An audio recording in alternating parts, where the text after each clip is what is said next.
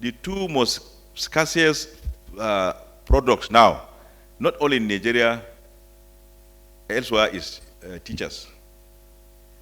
Like in the Northeast, over 40–50% of teachers are either being killed or something might happen to them, because the tack of the insurgency is Boko Haram, and teachers are the instrument of this so-called Boko Haram.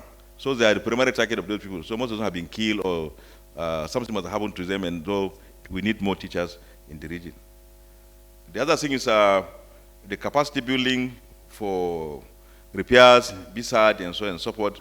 What we are targeting here are the youth, because some of the youth, as I said earlier, cannot go back to normal schools. So try to train them in other vocational training, at least in phone repairs, DSTP, hanging repairs, whatever it is that they can lay their hand on, and provide them with kits so that by the time they graduate from those courses, they'll be able to be employable laborers and they will be able to take care of themselves.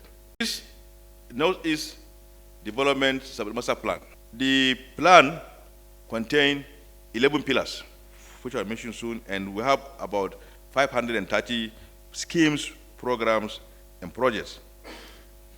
And as people say it, planning is easier, but how do you execute?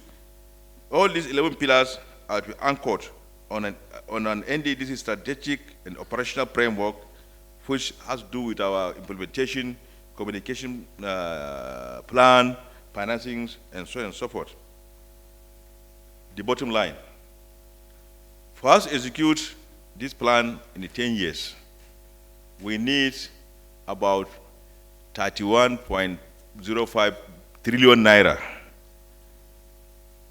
That is the cost we estimated about 3 months ago. It might be higher now. And this is equivalent to about 80 billion US dollars. That is what is required to execute this plan.